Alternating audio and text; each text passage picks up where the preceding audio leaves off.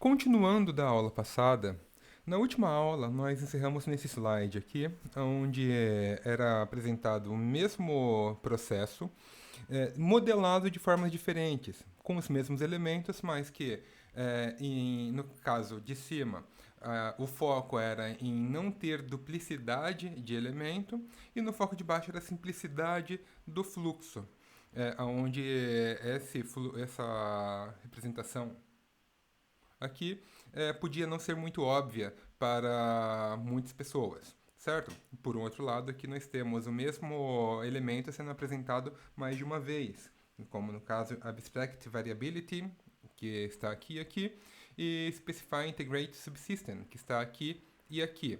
E eu havia comentado as vantagens e desvantagens de cada uma dessas duas abordagens.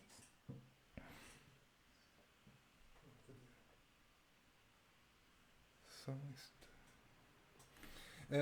Então, a partir disso, o próximo ponto que a gente vai observar aqui diz respeito aos pontos de vista, perspectivas numa modelagem de processos. Dependendo do que a gente pretende reforçar dentro do nosso modelo, lembrando que o modelo é uma representação gráfica de um processo ou de uma realidade na qual nós queremos se aprofundar, padronizar, compreender melhor, certo? Então, quando a gente está representando um processo, a gente pode ter alguns enfoques principais. Por exemplo, o que vai ser feito? E com isso, a gente tem um foco nas tarefas e eventos de um processo. No exemplo aqui, um evento inicial. O que dá origem a um processo? Recepção de pedido recebido. Pedido recebido. Então, receber um pedido é o que faz o processo iniciar, certo? Eventos. Então, após receber o pedido, o que eu vou fazer? Vou fazer processar pedido. O processamento de pedido talvez vai fazer com que eu chegue a um resultado ou a um outro, né? E ao final o meu pedido vai estar concluído. Então, pedido concluído. Ou pedido atendido, depende de como a gente for documentar isso, certo? Então, quando a gente tem o foco em o que vai ser feito, a gente reforça tarefas e eventos. Além disso, temos fluxos e gateways que vão nos dizer quando. Quando o quê? Como assim? Então, ao processar um pedido, eu sei que nessa representação aqui eu já tenho que eu só vou processar o pedido após ele ter sido recebido. E eu só vou concluí-lo após eu tê-lo processado. Então, o fluxo, ele me indica uma sequência, tanto lógica quanto temporal, certo? O que vem depois desse? Depois desse vem, olha só, é este daqui, certo? Então, se eu quero falar sobre sequência de atividades, ou temporalmente falando dessa sequência, a gente tem o foco nos fluxos e nos gateways. Lembrando quem são os gateways? Aqui temos um gateway shore, ou exclusivo, no qual eu posso ir para uma atividade seguinte ou para outra atividade, que talvez levem a finais diferentes, certo? Pedido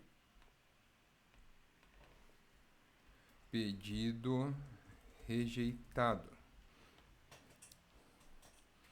Não documentei o que está aqui, mas não é o foco agora. Além disso, a gente pode querer que nosso processo represente ou enfoque organização. Como assim organização?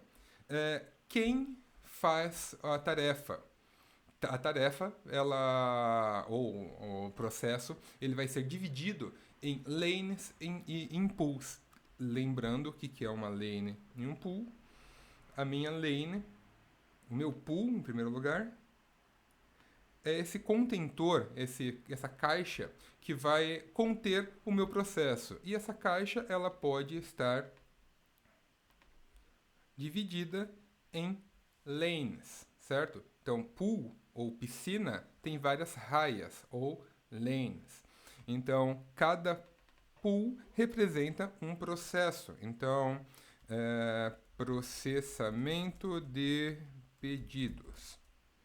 Ficou muito genérico esse nome, não façam isso. E a primeira etapa aqui, ela é feita pelo... Dois cliques, vai. Vendedor. E a segunda etapa pode ser feita pela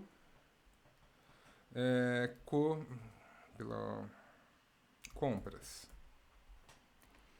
Então, vendedor, se tiver em estoque, condição tem em estoque, vender ou entregar, pedido concluído. Se não tiver em estoque, eu posso ter que enviar para compras. E em compras, a gente pode ter, inclusive, não só um profissional ou um tipo de profissional, mas ao vir aqui, seleciono esse e divido ele em dois. Então aqui vai ter departamento de compras, comprador ou gerente financeiro, que nesse fluxo de processo pode ter alguma atividade chave. Então, de repente aqui, coloco um outro gateway que tem estoque? Se tem, sim. Se não tem, não. Então, menor de 5.000 reais. Então, se o pedido tiver um valor X, o próprio comprador, o oficial de compras, pode fazer. Caso não, tem que passar pelo gerente para dar a aprovação dele antes de vir para o oficial de compras, que aí sim vai fazer a compra do item, que depois pode, por sua vez, vir para cá, certo? E aqui não estamos fazendo mais uma análise de fluxos na qual aprovação. Então, aqui estamos com fluxo simplificado. Tá, mas sempre vai ser aprovado? Nesse meu fluxo sempre vai ser aprovado. A não aprovação vai ser exceção. Então, ou poderia ser avaliar pedido.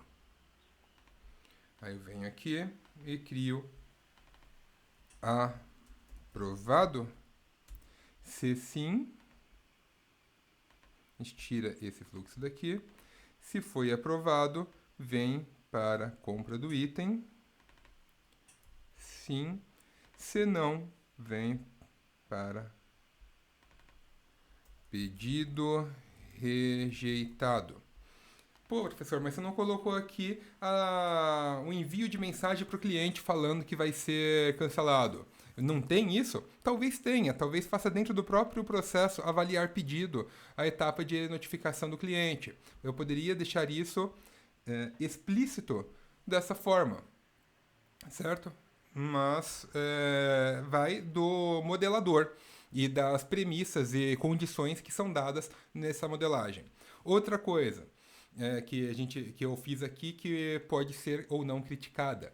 Não é o ideal que as setas subam e nem que elas vão para a esquerda. Aqui temos uma seta que sobe e vai para a esquerda. Tá? Mas considerando que o fluxo ele acaba indo e voltando, em algum momento pode ser que ela acabe precisando fazer isso. Então, essa seta aqui, ela não está deixando o diagrama ótimo, mas devido à própria condição desse processo, talvez ele não fosse ficar nunca adequado dentro das boas práticas 100%. O que eu posso fazer para reduzir o incômodo? Posso vir aqui, venho para cá, e essa seta agora não está mais entrando pela esquerda. Ela continua subindo, mas não tem como evitar isso. Mas pelo menos evitar que ela entre pela esquerda, isso sim, porque é um padrão que a gente tenta sempre preservar, que é dentro de uma tarefa qualquer, ou mesmo dentro alguma outra atividade, dentro de um evento, as entradas sejam por cima, pela esquerda ou por cima, e as saídas sejam para a direita ou por baixo. Aqui temos mais uma que também está fora desse padrão recomendado. Aí eu poderia fazer o quê? Poderia colocar dessa forma, opa, certo? Ou então, voltando do jeito que estava, talvez fique mais poluído, às vezes acaba prejudicando mais do que ajudando. Vamos lá. Tá aqui, né? Aí vai da análise, da sua leitura, vai da sua interpretação, mas o ponto é, deem uma trabalhada, deem uma olhada, vê se dá para ficar melhor ou pior ao fazer de um jeito ou de outro. Como podem ver, não dá tanto trabalho assim de modificar alguns parâmetros e reavaliar como que ficou, certo? O que vocês acham? Ficou melhor desse jeito? Ou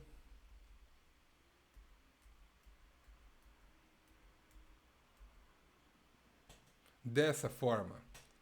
Talvez eu tenha uma opinião diferente de vocês, né? E depende também para quem que estamos fazendo essa modelagem. É uma modelagem para o comprador?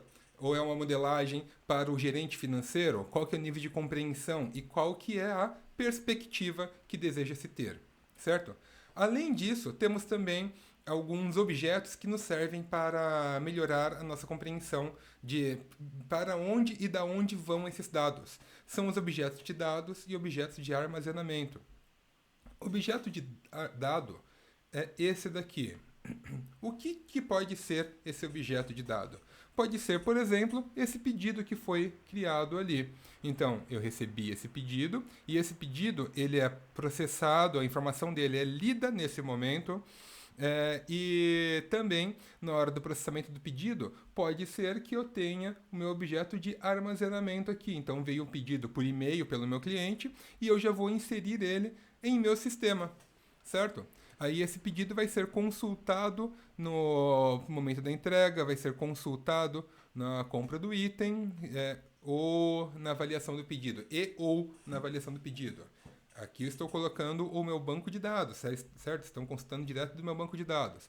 Geralmente, essa seta aqui ela vai sair do próprio pedido, porque o pedido vai ser um item desse meu banco de dados. O meu banco de dados ele pode ser muito maior do que o meu pedido, ele pode ter vários tipos de informação dentro dele, mas aqui eu estou me referindo diretamente ao pedido que eu estou processando nessa minha ordem aqui, beleza? Então, está registrado no meu pedido, mas no meu banco de dados de pedidos e pedido, beleza? Então, é o mesmo processo. Todos eles que eu representei ali é o mesmo processo, com um maior ou menor nível de detalhamento em uma ou outra característica. Geralmente, quando a gente vai fazer uma abordagem de desenho, a gente evita que tenha muitas flechas se cruzando, evita que tenha muita complexidade num único processo. Então, o que costuma se ser feito? Vou fazer o desenho dessa raia. Opa.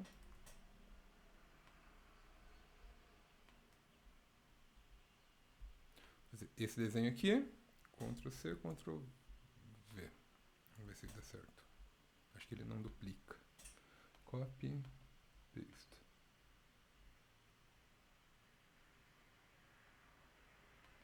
Tá. Então, aquele lá é o completão.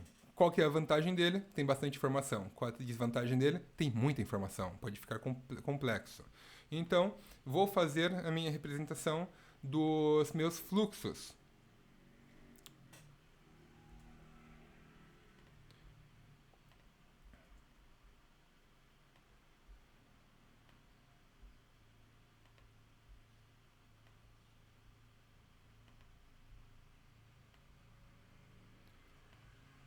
Então, para representar o meu fluxo, eu detalho com um nível grande de informações, certo? Aí, agora, vou representar de novo o mesmo processo com foco nos meus dados. Então, aqui, novamente, removo esse cara.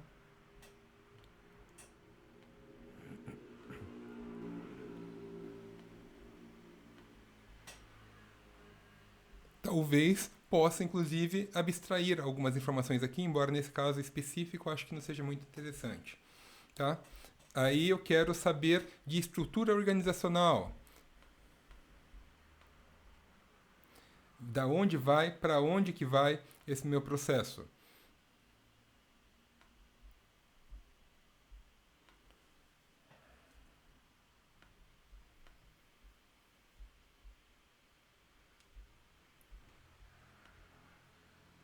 Notem, todos eles são o mesmo processo. Embora aqui eu não tenha nem feito uma diferenciação em termos de número de atividades, ainda assim poderia ter feito isso, tá? Então, por exemplo, processar pedido poderia estar em um processo mais macro, onde eu quero saber realmente do meu fluxo de processo, algumas informações mais detalhadas, como por exemplo, eu posso converter esse cara em um subprocesso onde o processamento de pedido vai ser representado em outra raia. Cadê? Expandir não é reversível. Ok, faz parte. Então,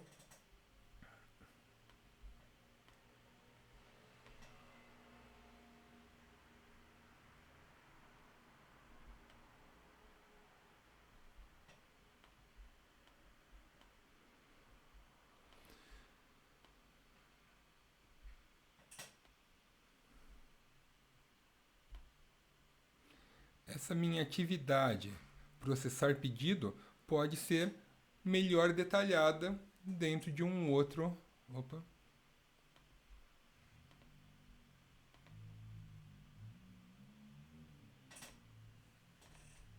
Diagrama, certo?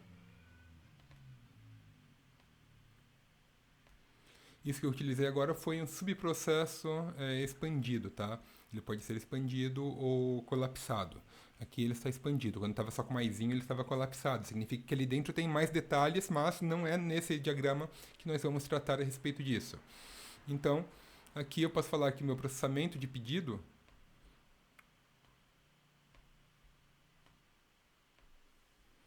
ele vai iniciar com pedido recebido, já que do evento para cá não teve nenhum evento novo, então basicamente é o mesmo evento.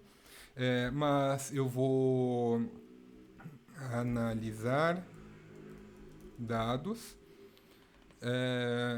e verificar cadastro. Certo? São duas atividades que seriam aceitáveis que fossem feitas nesse processo. Contudo, aqui eu não vou me aprofundar nessa tarefa. O que eu posso dizer é que tem mais coisa ali dentro. Não sei o que é para essa atividade em questão, não sequer me interessa, mas já indica que em algum outro local pode ser que eu ache mais informação, como realmente seria ao fazer a avaliação do meu fluxo completo, certo? Ou do meu fluxo detalhado. Aqui, o que eu estou fazendo é a indicação de quais que são os objetos, quais são os dados utilizados no meu processo. Todos eles estão representando esse cara aqui em cima, certo? Que esse cara aqui é o completo, mas que tem como desvantagem ser muito poluído.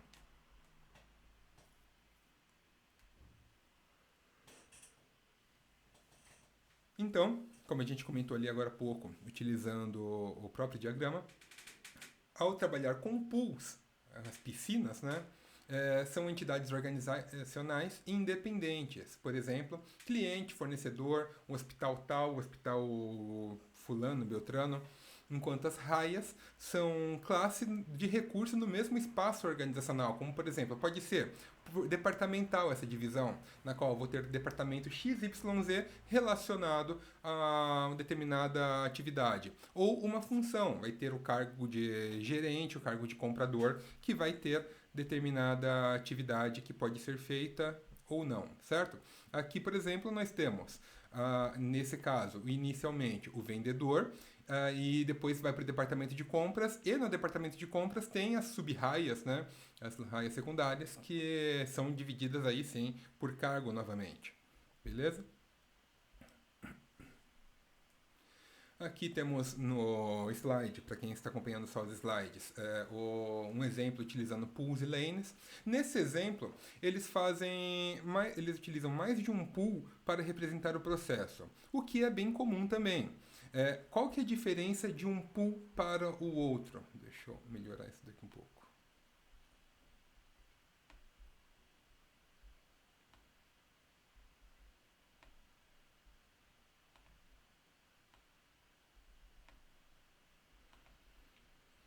Geralmente, no nosso processo, nós temos controle sobre o que acontece dentro dele. Se eu sou um analista de processo, estou fazendo um processo para melhorar o fluxo, ou estou fazendo um processo de verificação do processo do meu fluxo, pode ser que, geralmente, eu vou ter controle de fazer modificações. Conheço o banco de dados, sei do pedido e acho que está tendo uma demora muito grande entre a recepção do pedido e a entrega. Vamos ver o que acontece aqui dentro para poder melhorar. Uma engenharia de processos, certo? Mas eu também, em algum momento, posso ter que entrar em contato na compra do item, por exemplo. A gente joga ele para cá para ter mais espaço.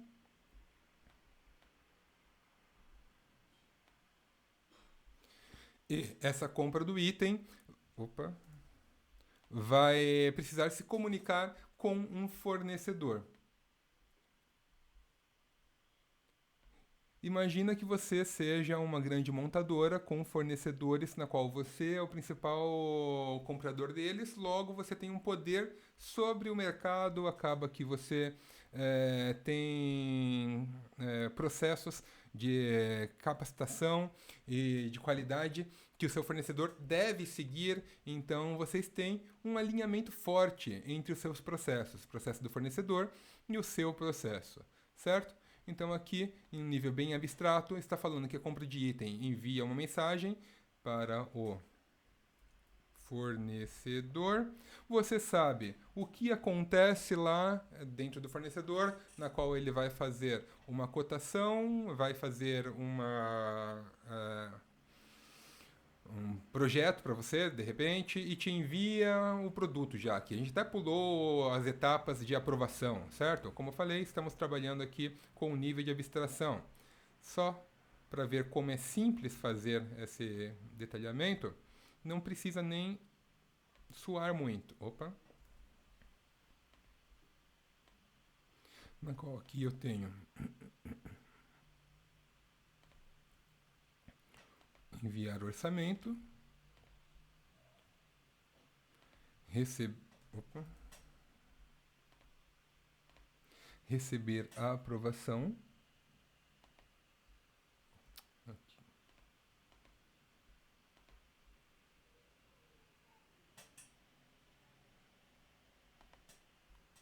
Certo? Então, daqui, vem para cá, sempre evitando que haja cruzamento entre as linhas.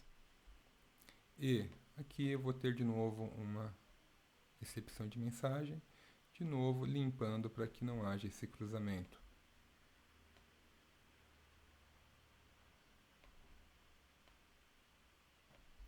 Beleza? Então meu fluxo recebi aqui uma notificação de que meu fornecedor, meu cliente quer algum produto, então receber orçamento. Receber cotação.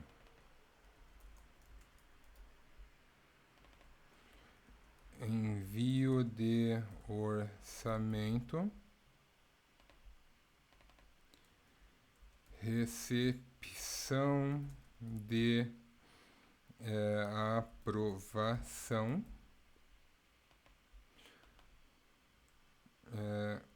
Orçar itens ou pedido.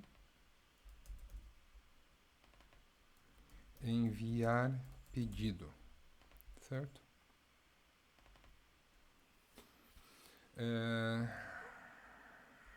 envio de nota fiscal. Vamos dizer que seja isso.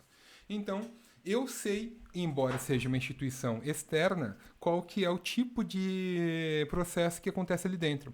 Mas nem sempre vai ser assim. Por sinal, isso acaba sendo mais exceção do que a regra. Em processos onde eu tenho elementos externos, o mais comum é que eu não tenha controle sobre o fluxo do meu cliente ou do meu parceiro. Então, no caso de cliente, por exemplo, cliente, recebi um pedido desse cliente. Eu trabalho com o que a gente chama de. Só um instante.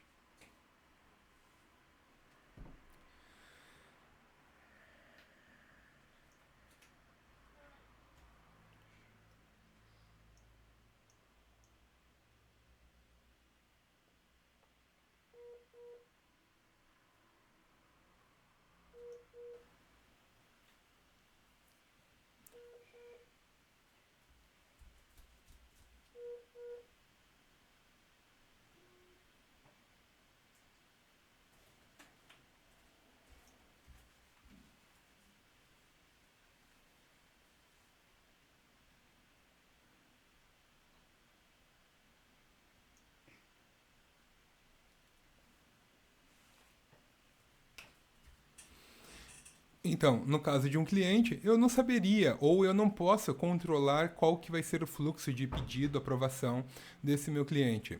Então, eu trabalho com o black box, caixa negra, caixa preta, na qual eu não consigo enxergar o que acontece ali dentro, certo? Então, esse cliente, ele me envia um pedido, mas o que que originou esse pedido, qual que é, em que condição que ele faz isso, geralmente sequer é interessante para mim. Eu posso querer saber dessas informações se eu for fazer, por exemplo, uma pesquisa de satisfação, pesquisa de qualidade, entender quais que são as demandas que levam ele a ter algum interesse nos meus produtos. Aí vale o interesse de pesquisar isso mais a fundo. Mas para a operação cotidiana, pouco importa, certo? E mesmo fornecedores, se você é uma pequena empresa comprando de um grande atacadista também, você vai ter pouco controle sobre como que eles vão atuar sobre o seu pedido.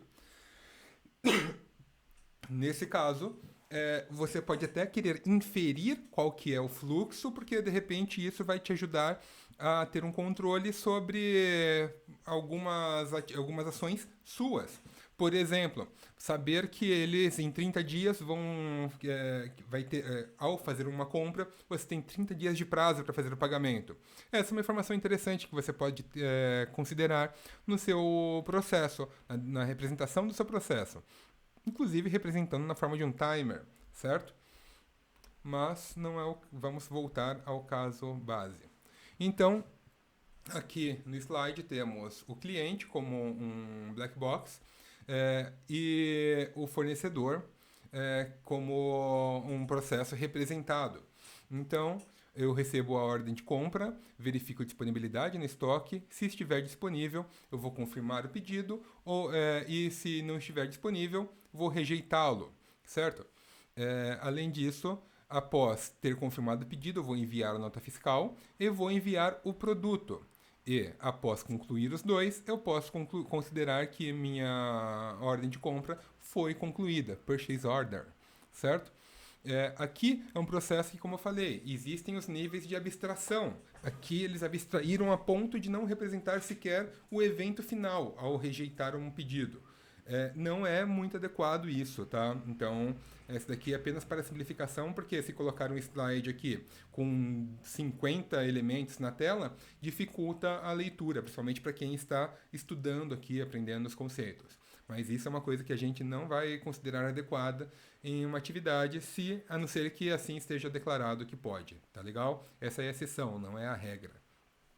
Outra coisa que levaram em consideração aqui é indicar o que cada seta de conexão, de mensagem, está representando. Isso é importante, tá legal? A informação, embora eventualmente acabe ficando poluído também, excesso de informação, não é o caso aqui, beleza? Então, fazendo um exercício processo do tratamento de reclamações em uma seguradora de automóveis.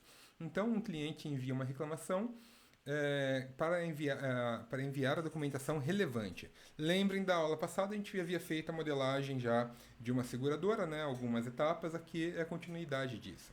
Então, o cliente envia uma reclamação enviando a documentação relevante. O departamento de atendimento ao cliente verifica se os documentos estão completos e registra a reivindicação. O departamento de tratamento de reclamações apanha a reivindicação e primeiro verifica a apólice de seguros. Então, uma avaliação é executada. Se a avaliação for positiva, uma garagem é telefonada, ligam para uma garagem para autorizar os reparos e o pagamento é agendado. Uma oficina. E inclusive aí está falando da ordem, né? Uma garagem liga-se para a garagem e altera o reparo e aí sim é feito o agendamento do pagamento. Em qualquer caso, positivo ou negativo, um e-mail é enviado para o cliente para que ele seja notificado sobre o resultado. Beleza? Então, como não estou com nenhum aluno aqui no momento, no ao vivo, vocês estão vendo no gravado, façam uma pausa e acessem lá o Camunda ou bpmn.io ou algum outro sistema que vocês utilizem aí para fazer a modelagem do processo. Eu vou fazer agora já, certo? Então, com um novo processo,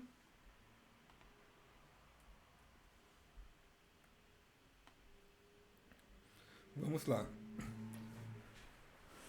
Um cliente envia uma reclamação enviando documentação relevante. Vamos lá então.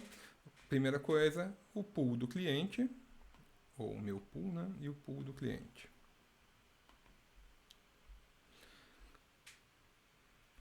Não sei ainda se eu vou fazer uma avaliação detalhada, mas o cliente aqui vai... Cliquei na pool, aparecem as opções, uma delas são as setas, então essa seta vem para cá. Então, um cliente envia reclamação ou queixa de seguro, né? Com documentos, tá? Então, essa daqui é a primeira etapa. Vamos separar um pouco aqui para não ficar muito apertado o texto informando o que tem ali dentro, tá? Então, esse vai ser um evento do tipo de recepção. Se fosse só o círculo em branco, estaria errado? Não exatamente errado, mas estaria menos detalhado. E esse é um tipo de detalhe que não pesa na leitura, né? Então, recomenda-se colocar. Então, o cliente envia reclamação. Qual que é o tipo de evento da ótica da empresa? Reclamação recebida. Beleza? O departamento de atendimento verifica se os documentos estão completos. Ou seja, falou aqui é o departamento. Processamento de pedidos. Vamos lá? Então, aqui nós vamos trabalhar com, em primeiro lugar, o departamento de tratamento de reclamações.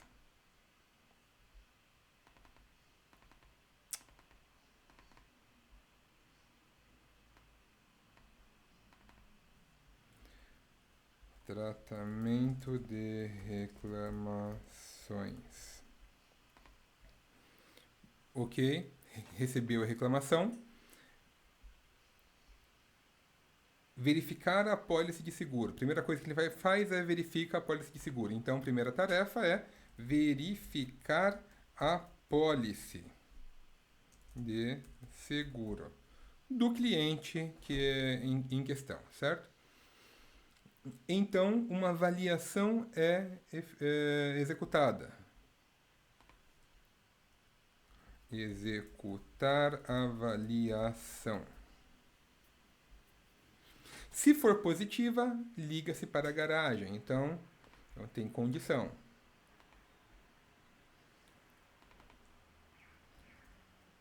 Avaliação positiva.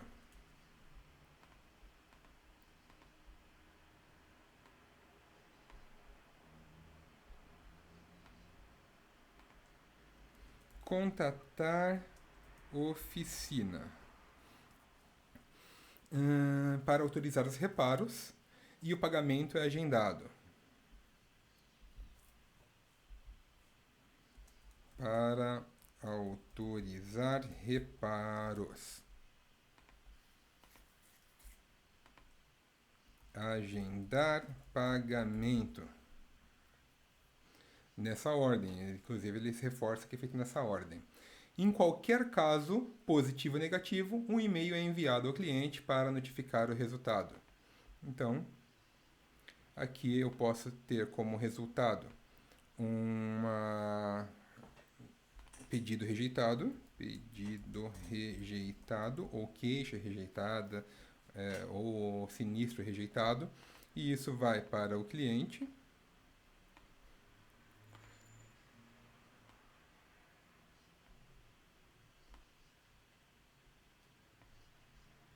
Então, é feito um envio de mensagem. Poderia ter uma tarefa enviar mensagem para o cliente? Poderia, sem menor problema.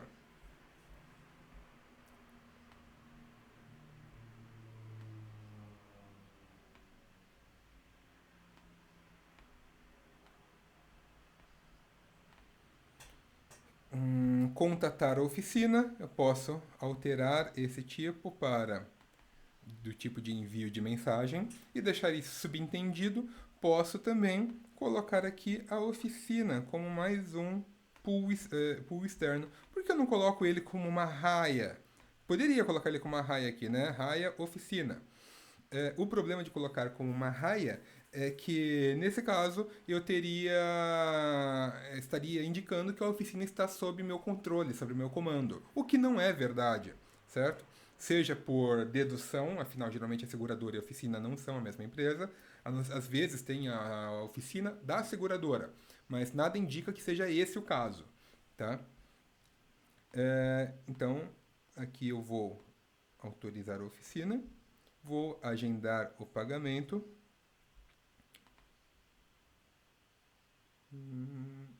Não precisa. E envio para o cliente uma confirmação. Confirmação de atendimento.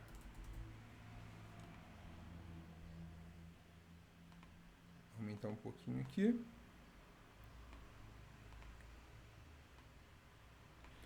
E o que foi enviado aqui?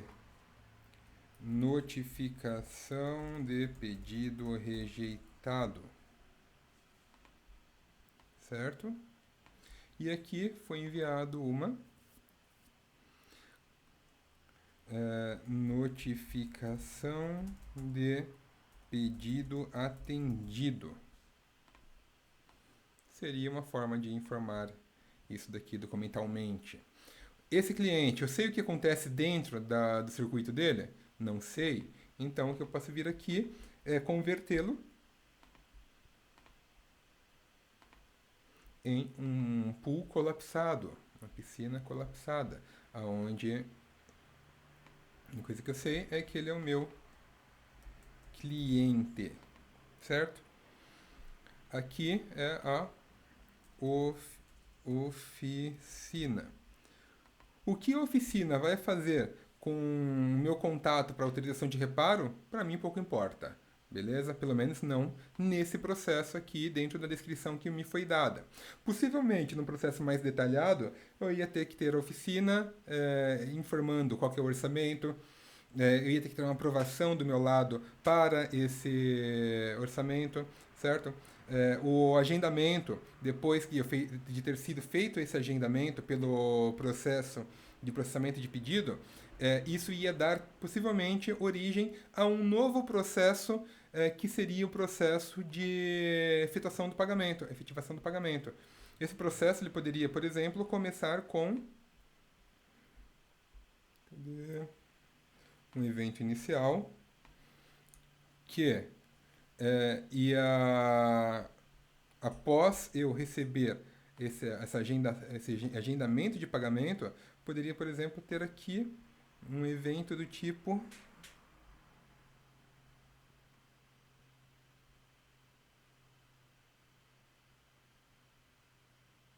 dispatch, cadê?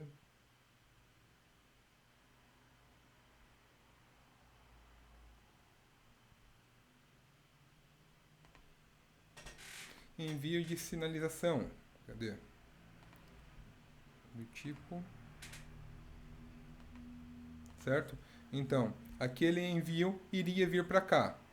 Poderia também não trabalhar com esse evento de borda, que a gente vai ver mais a fundo à frente. Poderia trabalhar com um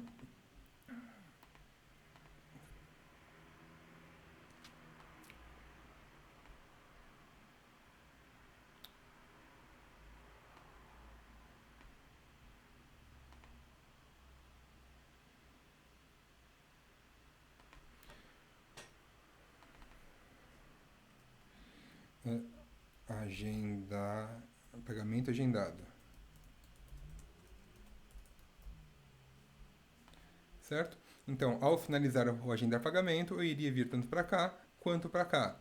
Lembrem-se, o ideal seria que eu tivesse feito aqui a utilização de um gateway paralelo. Aqui eu estou fazendo uma simplificação, depende do caso, depende das condições dadas, pode ou não ser aceito, tá legal? Então, aqui aquele processo finalizou, inicia esse processo aqui, que vai ser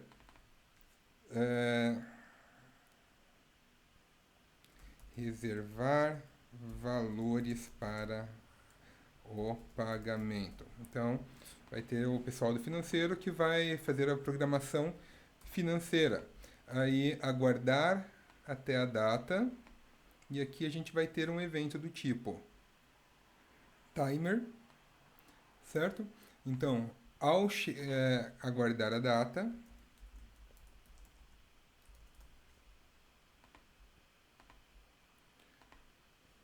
efetuar pagamento e pagamento finalizado. Pronto. Aqui eu posso, inclusive, efetuar o pagamento para a oficina, já que estamos com um processo que está dentro do mesmo contexto. Mas esse daqui é relacionado a pagamento, processar pagamento. Novamente, processar não é o melhor título, mas eventualmente a gente pode acabar até utilizando ele. Tá? Então, tá aí. Temos um processo que depois me dá início a um outro processo feito por um outro departamento. Não preciso colocá-lo necessariamente dentro do processamento de pedidos? Não, não preciso. Pode ser que esse processo de pagamento seja utilizado tanto para o processamento de pedidos de seguradora, quanto para o processo de compra de insumos, certo? Onde dentro da minha ficha eu vou ter informado quem que vai receber o meu pagamento, quem vai receber notificação de pagamento. Esse pagamento aqui, como vai ser feito para o banco, nem preciso informar para a oficina, a não ser que eu queira fazer um pagamento e, entre as minhas tarefas, informar que o pagamento foi feito, tá? Então aqui nós temos não um, mas dois processos, só ressaltando bem isso, tá legal?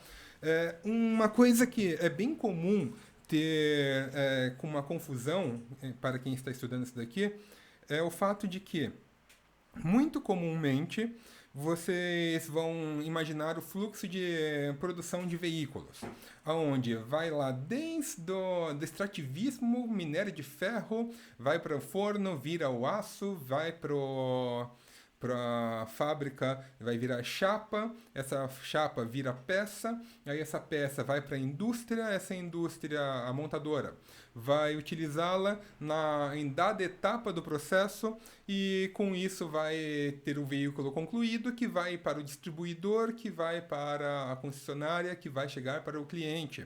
E a gente pensa nisso como um fluxo único, certo? Na qual eu vou ter. Ele não permite utilizar ele solto após já ter algum pool.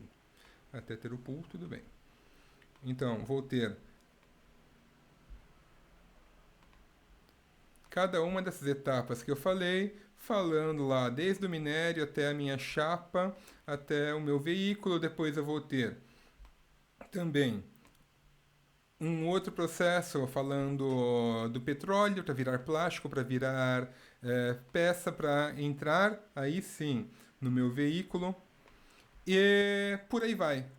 O ponto é que, embora esse possa até ser uma cadeia de valor do meu bem, na qual eu vou ter o meu veículo lá na frente que ainda vai andar até a concessionária e por aí vai, essa não necessariamente é minha cadeia de processo, tá? Eu raramente vou ter um processo com tantas etapas assim, começando e terminando no mesmo ciclo. Eu vou ter um processo que vai ser o processo de mineração. Depois eu vou ter, que vai sair como um elemento final do meu processo de mineração.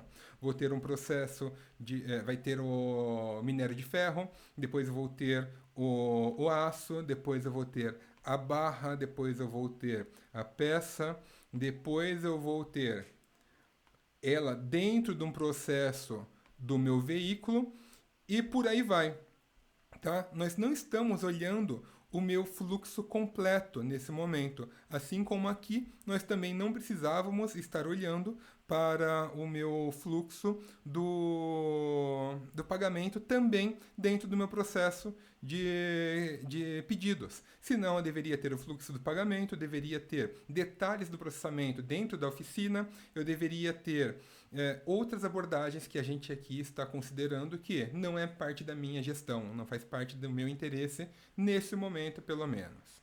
Beleza? Essa é uma coisa que demora para cair a ficha e nem sempre ela vem objetivamente declarada dentro dos livros e do material e das aulas. E então achei que valia a pena apresentar para vocês essa informação dessa forma, tá? Dados em BPMN. Então a gente tem, como eu falei, objetos de dados, armazenamento de dados, tem associação direta e associação direcionada e não direcionada. Associação direcionada, como a gente havia feito no outro exemplo, eu vou receber um pedido, esse pedido vai alimentar a ficha de pedido, certo? Mas não necessariamente a ficha de pedido vai alimentar algo aqui. Ou essa ficha de pedido vai alimentar o processo de pedido, mas o processo de pedido não vai inserir informações nela. Eu poderia ter, embora esse aplicativo eu acho que ele não tenha, a opção. Não vai ter. Nesse aplicativo ele não tem a opção de não ter a seta, indicando que a informação poderia ser bidirecional. Tá legal? Não vou me aprofundar aqui porque eu já falei disso enquanto tratava dessa modelagem.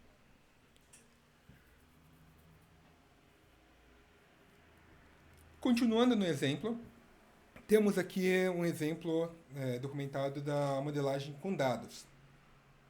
Então, recebo a ordem de compras, verifico a disponibilidade do estoque. Essa verificação de disponibilidade vai levar em consideração a ordem de compras em si, certo? Se estiver disponível, eu confirmo o pedido e essa confirmação de pedido vai informar algo na minha ordem de compras. Assim como a rejeição também vai informar algo nessa ordem. E a minha ordem, com essas informações agregadas, inclusive, vai ser utilizada no momento de enviar os produtos. Verifico quais são os itens da minha ordem e e completo essa ordem. Beleza? Então, modelando com artefatos, que são esses elementos de dados, quando uma reclamação relacionada a um grande acidente de carro é avaliada, um funcionário primeiro recupera o relatório de acidente do carro correspondente do banco de dados do relatório da polícia. Se o relatório for recuperado, ele será anexado ao arquivo de declaração. O arquivo de sinistro e relatório policial servem como entrada para um manipulador de sinistros que calcula uma estimativa inicial do custo do sinistro, né? Em seguida, um plano de ação é criado com base em uma lista de verificação, ou checklist, né? E com base no plano de ação e na estimativa de sinistro inicial, um gerente de sinistro negocia um acordo com o cliente. E após a negociação, o gerente toma uma decisão final, atualiza o arquivo para registrar a decisão e envia uma carta ao reclamante para informá-lo dessa decisão. Então, Vamos fazer uma modelagem rápida aqui. Quando é uma reclamação relacionada a um grande acidente de carro. Então, reclamação recebida.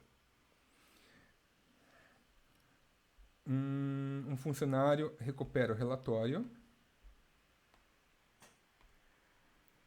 Recuperar relatório. Do banco de dados da polícia. Então, aonde vem essa informação? Banco de dados de acidentes da polícia. Então, é feita uma consulta a esse banco de dados, me importa só os dados que vêm de lá para cá, certo? Recuperar relatório. Se ele foi recuperado, será anexado ao arquivo de declaração. Recuperar relatório.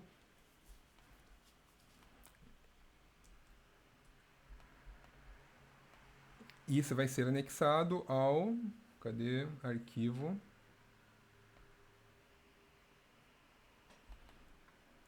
Arquivo de declaração. Esse arquivo de declaração possivelmente tem a ver até com... Pode ter sido me fornecido pelo meu cliente e, ao recuperar o relatório da polícia, eu adiciono aqui também, certo? Na queixa, o cliente fala, aconteceu isso, isso e aquilo. Vamos tratar, já está no meu sistema, vamos adicionar, inclusive, os dados da polícia. Notem, não é a única forma de fazer isso. Eu estou deduzindo algumas coisas. Como é uma dedução, não está diretamente escrito no texto, a minha dedução pode ser diferente da de vocês, beleza? Então,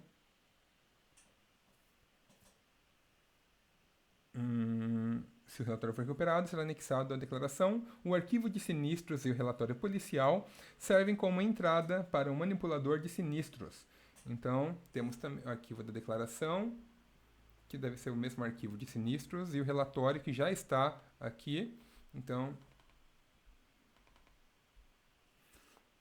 não tem como adicionar nessa seta aqui informação? Beleza. Como que eu posso colocar mais dados, então? Posso informar utilizando a ferramenta de anotação. Então, dados da polícia adicionados ao arquivo de declaração. Ou arquivo de sinistro. Vamos considerar que seja o mesmo arquivo. Talvez possa ter perdido isso daí no momento da tradução do exercício original. Beleza? Lembrando, esse exemplo aqui e uma grande parte dos anteriores vem do livro que eu deixei como referência para vocês no início dos slides. Se o relatório for recuperado, será anexado. Em seguida, um plano de ação. Serve como entrada para o manipulador de sinistros. Já que a gente está falando de departamentos diferentes fazendo atividades diferentes, vamos então trabalhar com lanes e pools. Certo? Então, essa primeira parte ela é feita pelo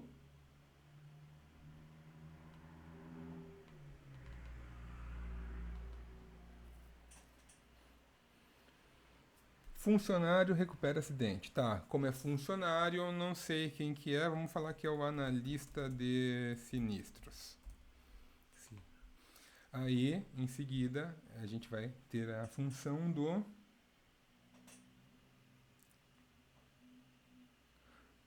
manipulador de sinistros.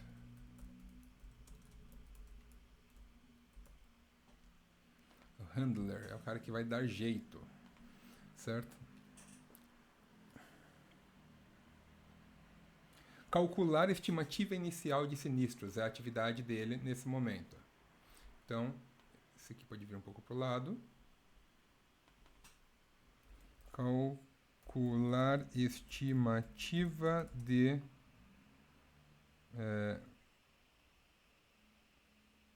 estimativa inicial de sinistros, de custos. E ele vai utilizar para isso o arquivo da declaração. Beleza? Em seguida, um plano de ação é criado com base em uma lista de verificação. Criar plano de ação utilizando um checklist. Então, eu vou ter um checklist que vai ser utilizado na criação desse plano de ação. Lista de verificação é, em inglês, checklist, tá? Então, nós temos aqui a lista de verificação que vai ser criada junto desse plano de ação. Com base no plano de ação e na estimativa, um gerente de sinistro negocia um acordo com o cliente. Então, aqui eu também vou ter a minha estimativa.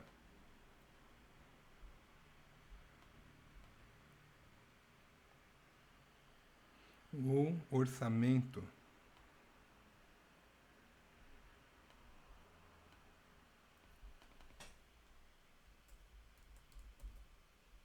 Orçamento previsto, tá?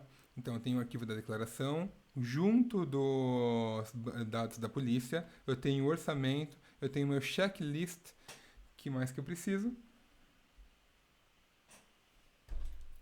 Um gerente de sinistro negocia um acordo com o cliente. Vamos negociar um acordo tratando, então,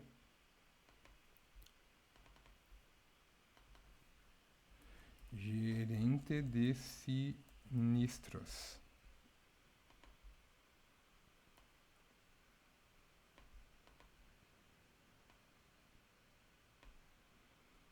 Negociar acordo. Após a negociação, o gerente toma uma decisão final, atualiza o arquivo de sinistros.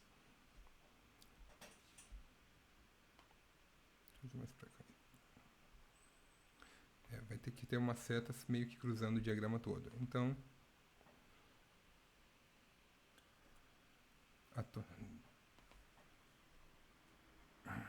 decidir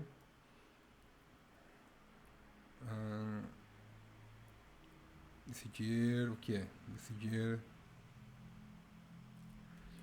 aprovar orçamentos. Então, a negociação de acordo vai ser com quem? Vai ser feito com o meu cliente.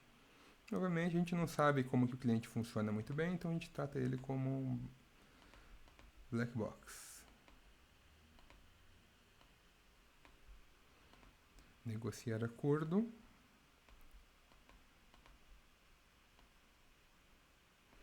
Costuma ser um processo de duas mãos, certo? Aprovar o orçamento. Aqui não está falando se vai ter rejeição, como que vai ser tratada essa rejeição. Então está falando que atualiza, ele toma a decisão, atualiza o arquivo. A decisão vai ser aprovar ou não aprovar, né? Mas a gente vai então atualizar o arquivo de sinistros.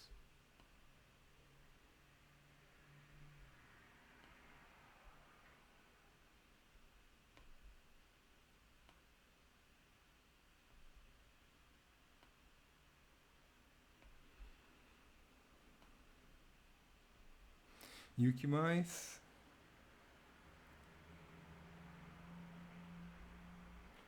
E envia uma carta ao reclamante para informá-lo da decisão.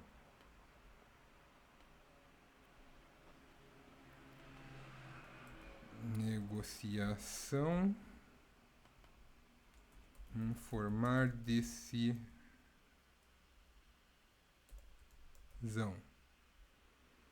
E com isso, eu finalizo o meu processo. Tá? Qual que é o status?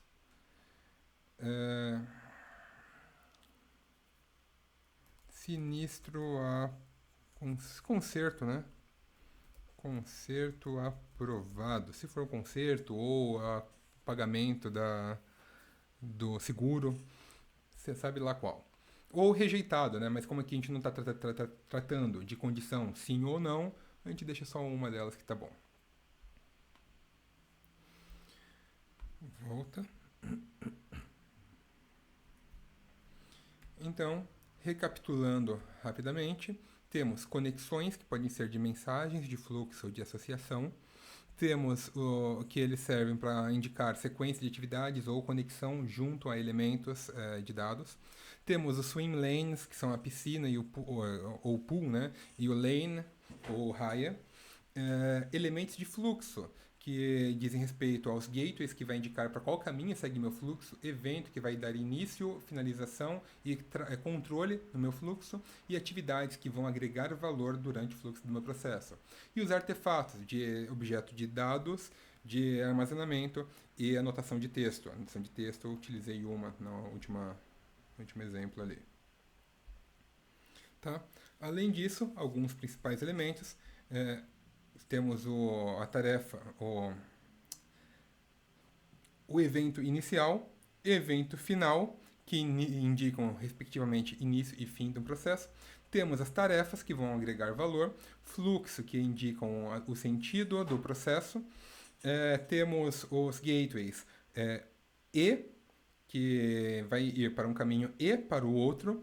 Tem o e-split e o e-join, ou a bifurcação e união desse fluxo, tá?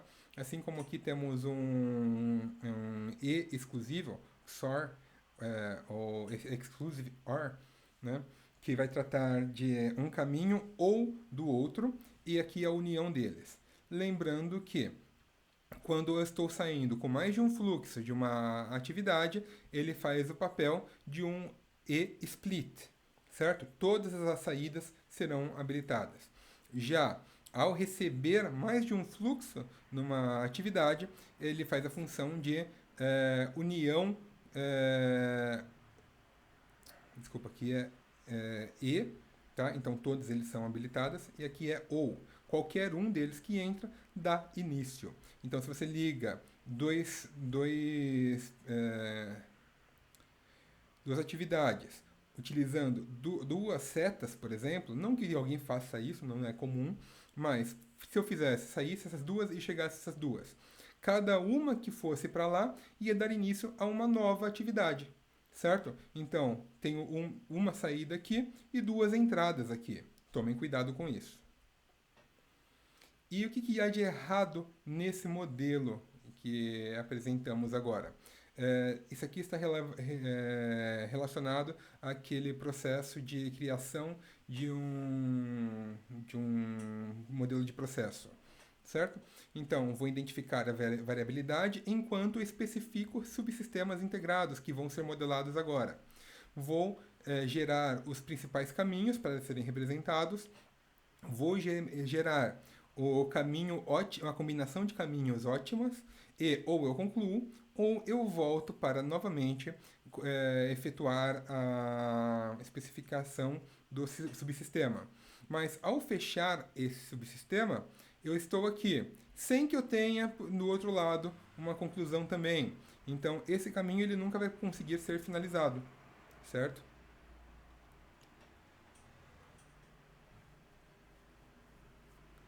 Tratando de gateways, apenas para reforçar para quem está estudando principalmente pelo PDF, então aqui vou falar rapidinho. Temos o gateway exclusivo, que é o que tem o xizinho, ou exclusivo, que trata de uma decisão, vai para um caminho ou para o outro, ou para uma junção, vem de um caminho ou do outro.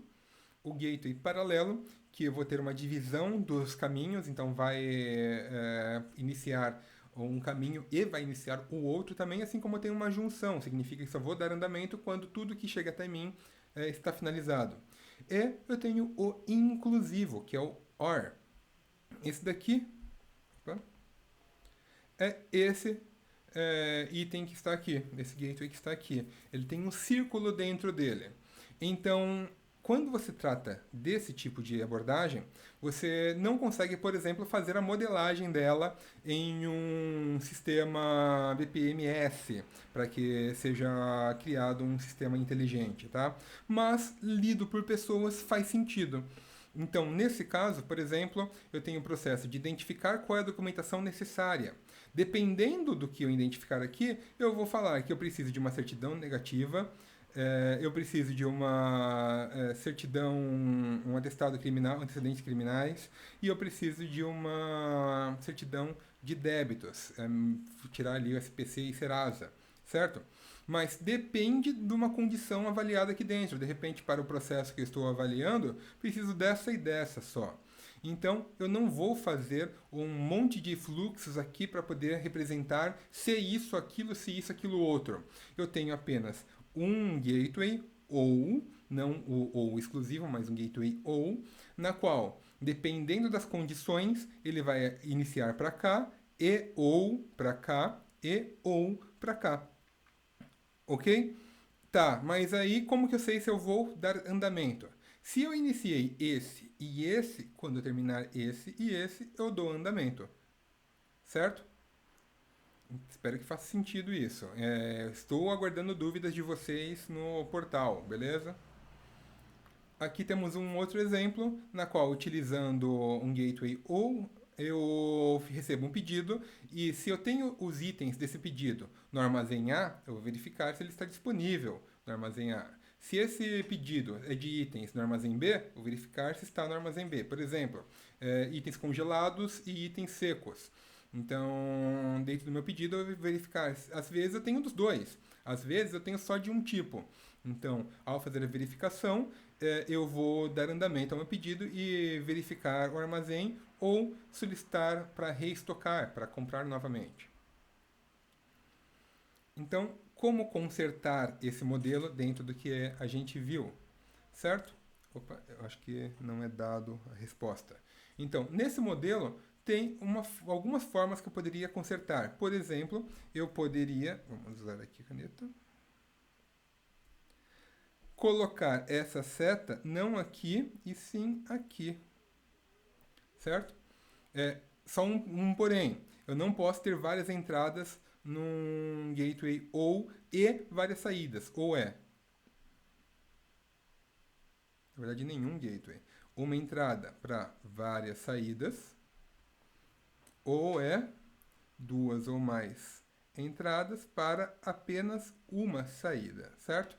Então, nesse caso aqui, eu talvez tivesse que, apagando aqui, eu teria o meu evento, que daria origem a um gateway. Ixi, já está ficando poluído isso aqui. Vamos fazer ele modelando, certo? O que o exemplo lá me traz é um gateway. Aqui está o que eu achei.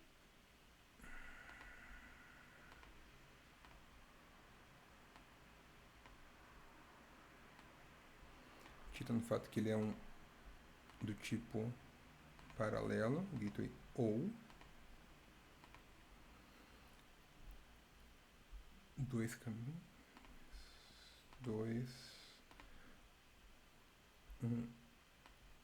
Ou fecha e fecha. Na verdade nem tem esse último aqui. Aí daqui ele traz para cá. Certo? Então, eu poderia de uma forma, antes desse meu gateway e trabalhar com outro gateway ou exclusivo e conectar aqui, certo? Agora estamos com um exemplo que é válido. Notem aqui, nesse exemplo que eu acabei de modelar, deixa eu reduzir um pouco aqui. Não deu certo.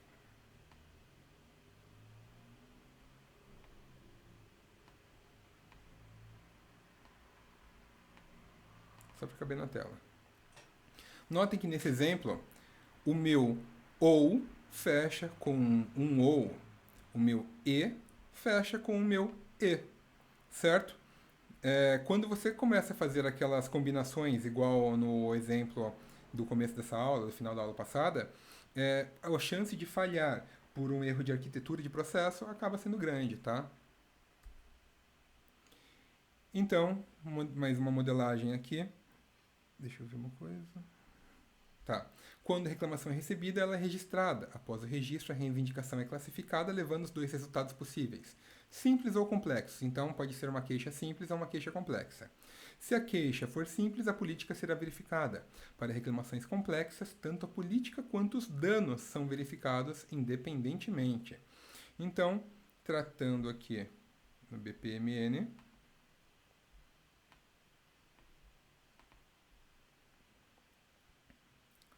queixa recebida. Quando uma queixa é recebida, então, queixa recebida.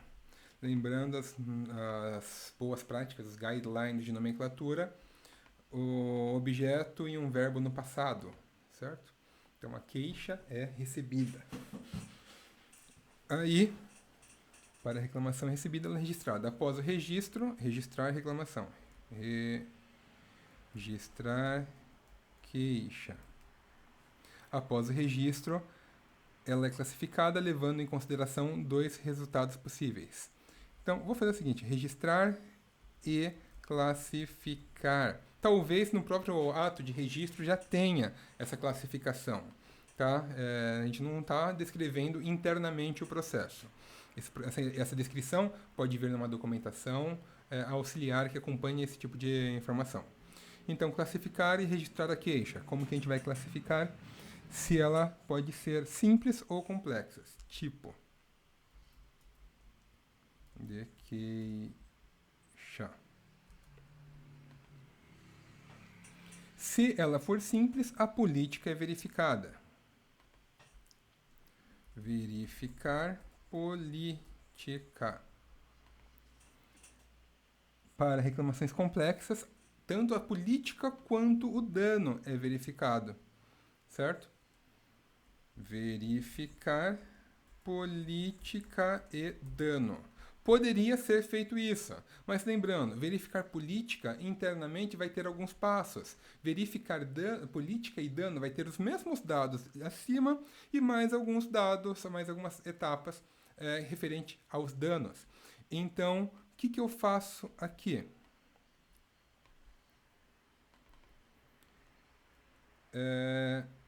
Nesse caso, eu não vou utilizar o ou exclusivo, eu vou utilizar o inclusivo, ou simplesmente ou, né?